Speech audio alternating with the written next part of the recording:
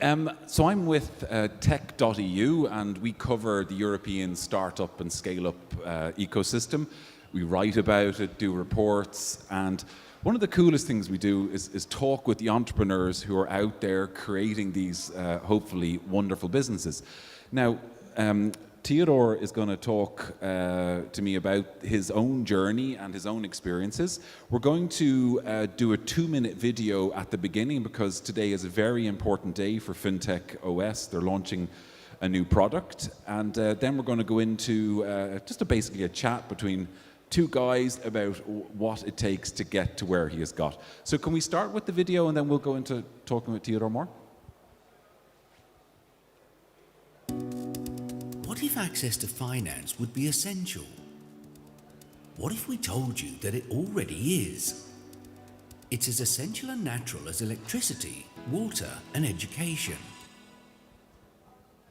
Imagine a world where every new journey with the bank or insurance company would be highly personalized, tailored with the help of relevant customer information. What if every interaction would be 100% automated and easily completed in seconds? And what if you would be part of a world that evolves at the pace of technology, with markets and services that transform to proactively fit the needs of both consumers and financial companies? No longer are these just dreams.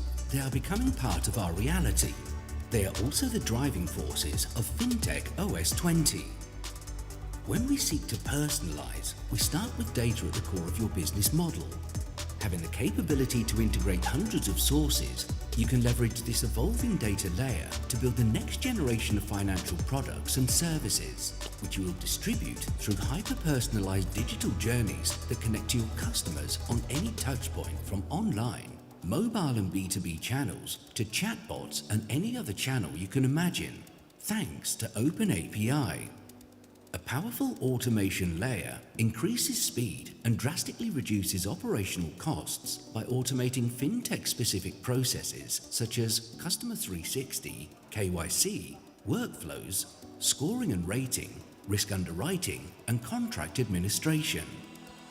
Together, we are transforming the way technology is fueling financial services. You have all you need to scale at your own pace in your own way.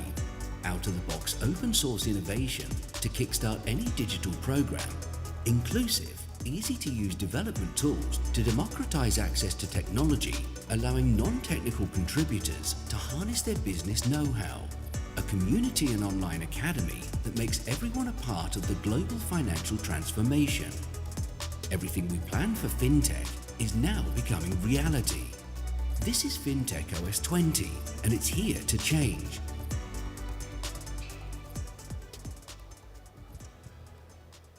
Beautiful. Okay. I know. Good stuff, good stuff.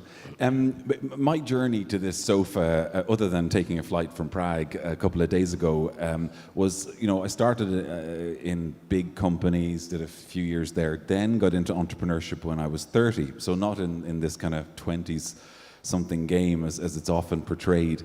And I did a few things. I've had mixed success here and there. But what was your journey? Like, what made you become an entrepreneur and get to this point? Well, I think, Simon, it's a multi-step journey. So, to be honest, I think I was kind of programmed a little bit like that, because this is how, my family, this is what we talk, this is what my father was, and I say was because he's getting into retirement and now he's 70, and it was only when he's 70 he decided to kind of call it off as an entrepreneur. So, I had my father being an entrepreneur basically all his life. And then I think it's also less than meets the eye. You grew up with all these hero stories and, underdogs. And I kind of always liked to be the underdog. I kind of always liked to, to be able to develop something and take the world by surprise. And I think, entrepreneurship gives you this possibility. And, at a later stage in my life, I think entrepreneurship is giving you an opportunity to kind of find out who you really want to be and to take like an onion, to take all the things that are not really there for you, and so that you can basically do what you really like to do. So that's my step with that's my my multi-step with entrepreneurship, and that's why I believe it's basically a way of life. And when you made that step from, say, working for other people to your to doing it by yourself, was it something you felt like, if they can do this, so can I, or was there something more of seeing an opportunity that you just had to pursue? So funny thing, FinTech OS is my fourth company. So I started basically as an entrepreneur. I started, with my two companies. First was obviously a total disaster, but the second, it kind of took off the ground. And then as I was 21, we were doing a lot of good things. We were having customers, and then obviously we went bankrupt. So it was then when I decided to be employed, and I was lucky to find also entrepreneurial companies. So it gives you the possibility to learn a lot of things. It gives you the possibility to see the bigger, the bigger view. So when I decided to switch it off, it was as natural as I could have done it 5 years ago. It could have done it after 8 years. So it never felt like, ooh, that's different, and I need to do stuff different now. And if we look at the different age profiles of entrepreneurs, be it men or women, in your 20s and 30s, arguably you have more energy, and arguably you don't know what you don't know. So you're going to go into something and really push forward. But when we were talking before, you were saying, when you think about these people in their 20s running $1 billion business, and like, how the hell do they know this? What were your biggest learnings, in a way, in the last 10 years? What have you actually taken from those experiences and actually really changed in FinTech OS, for example? Oh, there's quite a big list. I would signal out a few, for example. So this may be an anti-speech. So one of my biggest learning is that you need to keep fighting for the things that you believe in. So there's this American way of looking at things and say, build fast, fail fast, right? And I kind of understand, the idea. You don't want to be stigmatized with failing a business, right? It's not a bad thing, right? But I'm kind of against it popularizing it that much, because if it doesn't matter to you, if you don't fight for it. So my learning with every pain that I have in my companies and my activities, I've learned a lot. And there's a lot of things that you learn, when you suffer, when you have problems, when you are stressed, when you are stretched. So my first takeaway would be don't run away from these kind of things. Don't decide to call it off too quickly on some challenges, because this is where you define yourself as a man, as an entrepreneur. That would be one, right? The other, let's say, tough learning is that there are people, and there are people for certain stages in the company, and that's not necessarily fair to people, right? It's like you taking a football team, because I'm passionate about football, and you win the 4th division, and then you have a very good group of players, and you promote to the 3rd division, and then and then all of a sudden you are very successful, and you do 4 promotions in a row, and now you're fighting in the Premier League, and it's really, really painful to acknowledge that some of the guys who basically helped you get there are not really fit. Some of them physically, some of them culturally, to fight in the Premier League. See, and that's quite sensible, because you have loyalty to people. I'm always like that. I feel like when I'm going on the journey, my responsibility is to defend the people dreams, right? Because you are taking from people the most important thing in their life, which is time, and energy, their passion, right? And that's a hard nut to crack for me. Yeah, so it's as you say, finding the right people for the right time, for the right challenges. I remember with my own first startup, I was there for 8 years, and part of the challenge was the market wasn't there, you know, and later, as other entrants came in, they had learned a lot from what others had made mistakes at, and now that category that I was in is like multi-billion dollars, which is good for some other entrepreneurs. In your case, how are you balancing that? You know, the identification of a great opportunity, but really sensing the timing, or is that just something that's intuition? To be honest, I'm not. I'm not. I don't feel like I'm balancing it. I might come, you know, I might become smarter sometimes in life, and you know, to run a better balance in this. But look, I would say, from the opportunistic perspective, I think the more you try, the more you got a feel about what's your intuition worth, right? It's like with, you know, women have better intuition than men, and what's your you know, your only chance as a man to trust your intuition more and more and more, so that you exercise in exercising your intuition. So I guess as you start moving on, you start making better and better decision, or you just start acting better, you know, linked with the decision.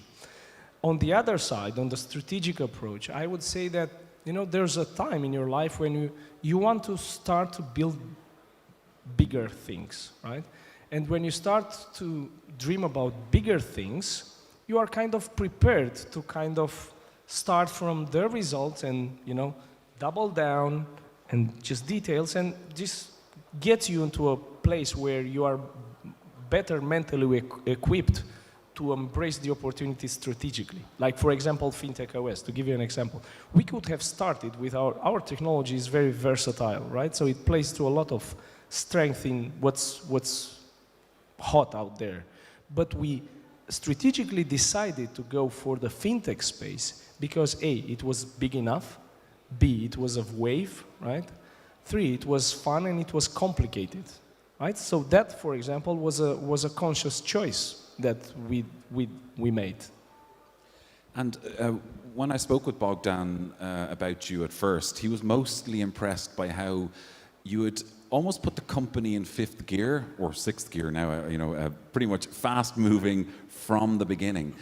How do you create that culture, and also how do you balance it with mental health, not burning out too soon? I mean, what are you doing to make sure that when this company has 1,000 people, that it's a really healthy environment and set to grow more? Look, to be honest, and then to the point, I wouldn't say I have an idea how to do this when we will be 1,000, right? So we might just have to cross that bridge when we get there. I can tell you how it was 1 year ago when we were in our first year, and you know, I explained about this also on How to Web. So the first thing was basically creating a team of, you know, real performers, real mature guys, cherry-picked everybody, so you knew there was always something special about it. So the first 30, 40 guys, there was, you know, special. You knew that they won't crack. You knew that they've been around the block. You know, you knew that it will hold, right? From time to time, yes, it was tough, but essentially you get these mature characters, right? Now, as you move on, it's obviously that the challenges are different, because on the first thing, you would like to bring in characters that are similar. On the other thing, you need to kind of think about how you can balance it, just like you mentioned it, right? So I guess it was in this year when this culture of being different, being brave, and being human emerged in FinTech OS, right? It's like, and the human thing is really linked to us as leaders being responsible for, you know, people dreams, for their success, for them not burning out, for taking care of them, right? For putting them in the right places, for changing them from that places that they don't fit to put them, right? So I guess it's the only thing that I can say at this point, and we are still in the mix, right? Still looking to find that industrialized process, is being human, thinking about the success of the people. Because at the end of the day, people talk about us as having, the pedigree of a unicorn, right? Some of them say, we certainly say it, right? But at the end of the day, it matters a lot to me how we get to that stage. I wouldn't go to that stage in any way.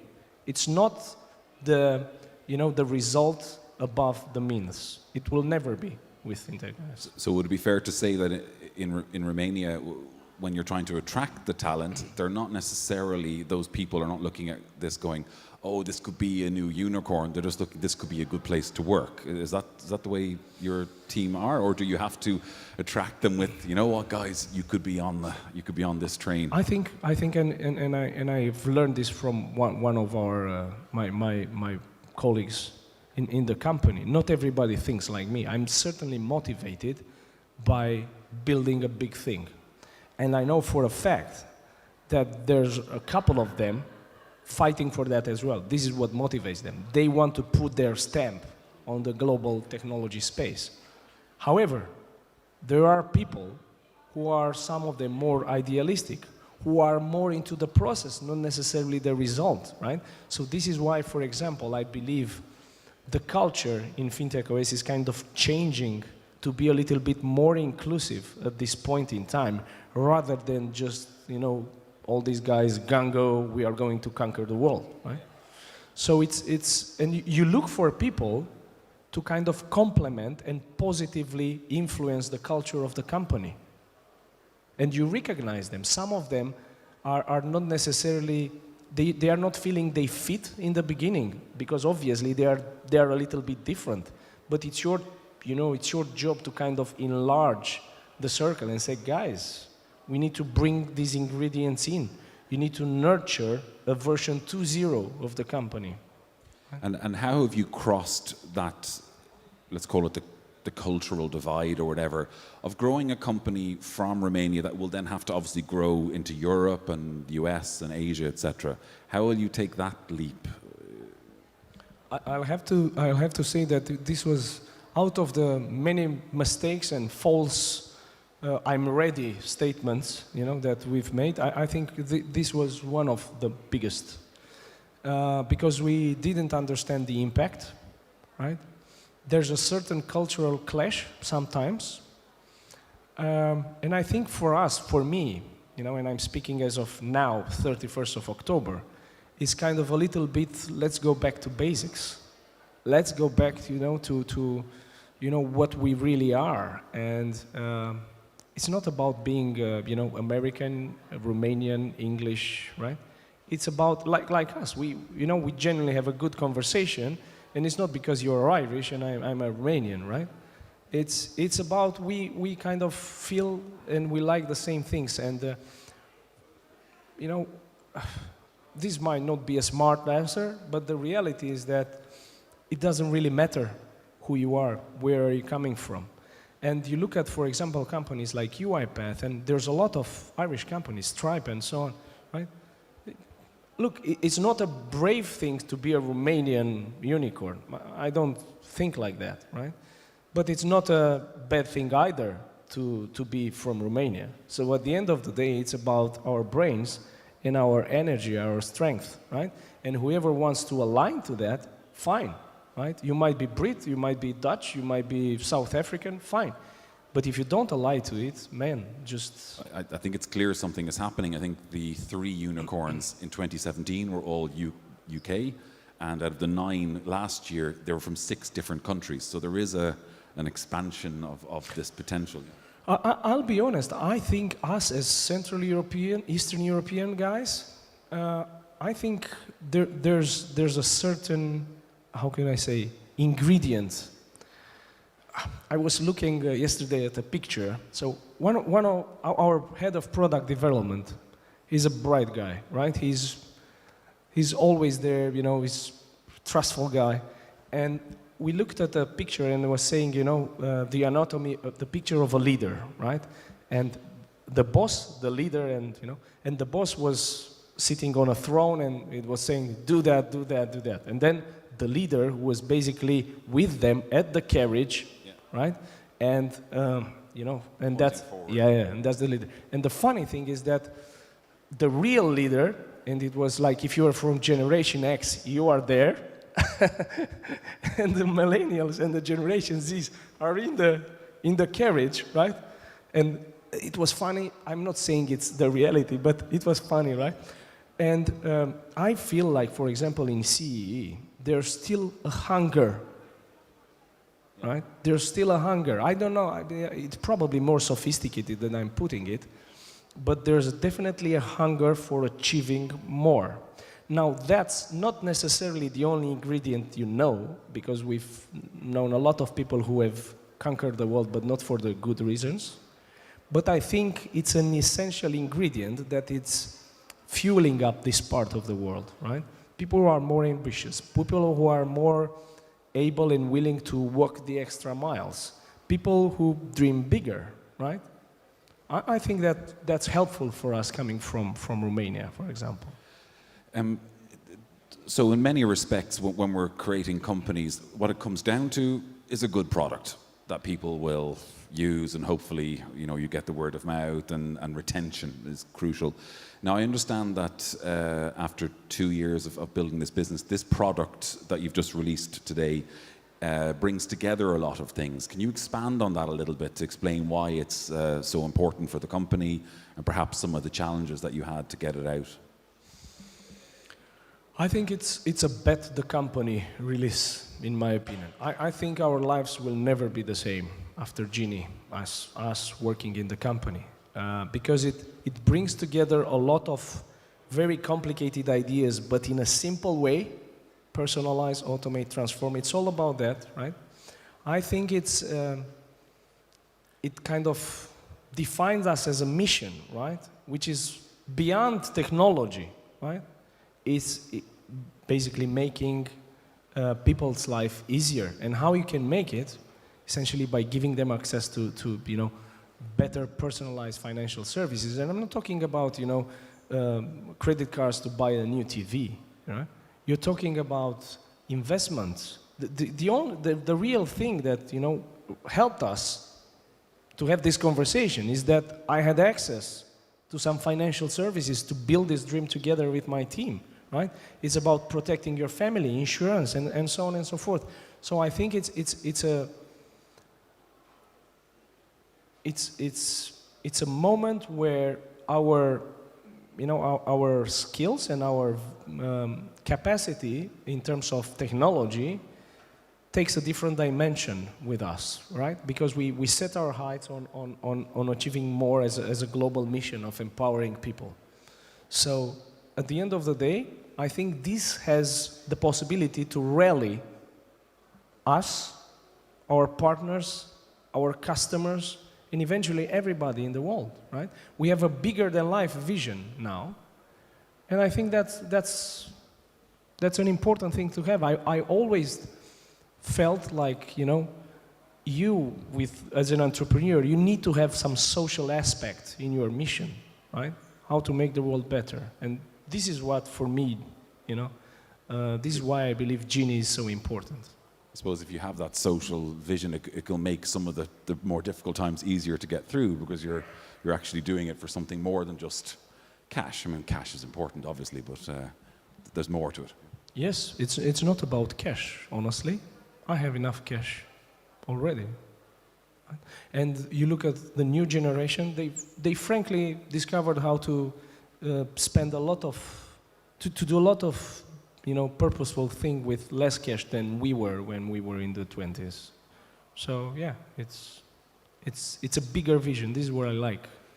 I have a son who's 20, and I've noticed that, you know, things are different, but he's in the tech space, So I imagine I've seen what Amazon are prepared to pay him to do programming. Do you think that's going to be an issue in the future, the cost of people? I think it's an issue today. I think it's an issue today, but I think we need to adapt to it, right? And especially us in Eastern Europe, for example, where we were like of bred with this idea of brilliant minds and cheap salaries. I think, you know, I think it's good because it gives people, for example, for the less from the less developed economies, it gives them a way of you know, having a better life. I think it's also a little bit, you know, strictly economic speaking, from an employee perspective. I think it's leading people to a space of ultra comfort that is not necessarily, you know, good. You look at, you know, salaries in IT today, and I was running some numbers.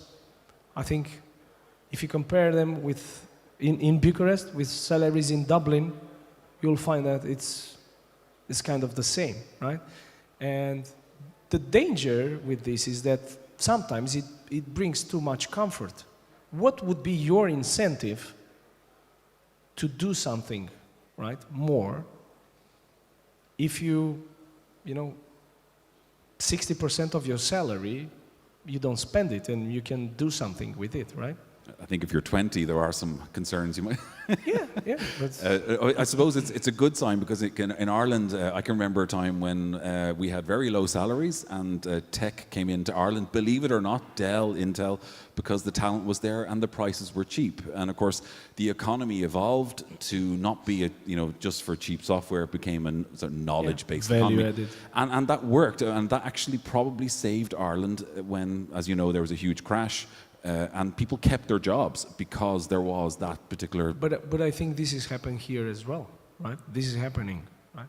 And I'm not part of that, you know, IT entrepreneurs. I have a lot of peers in my, you know, in this market who said, you know, the salaries are too, you know, the developers are spoiled.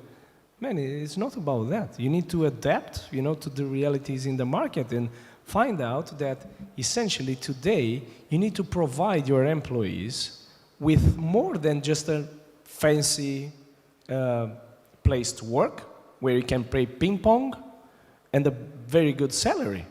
You need to be able to inspire more, to give them more, you know. So, you know, I don't fear that. I feel this is what I've got into entrepreneurship for. I think it's raising the bar. Of course, you know, sometimes politics gets in the way, but things are complicated politically everywhere today. So let's not complain about that. Now, I think we've reached the end of our time. If there was a question in the audience, we could take one. Anyone? No? It looks like you have comprehensively answered everyone's This is what I do. Nobody else. Exactly. Also, it would involve me running out there with the microphone. It sounds like a lot of work. Listen, thank you so much for your time, and I'm genuinely looking forward to following FinTech OS and your progress. So good luck. Thank you very much.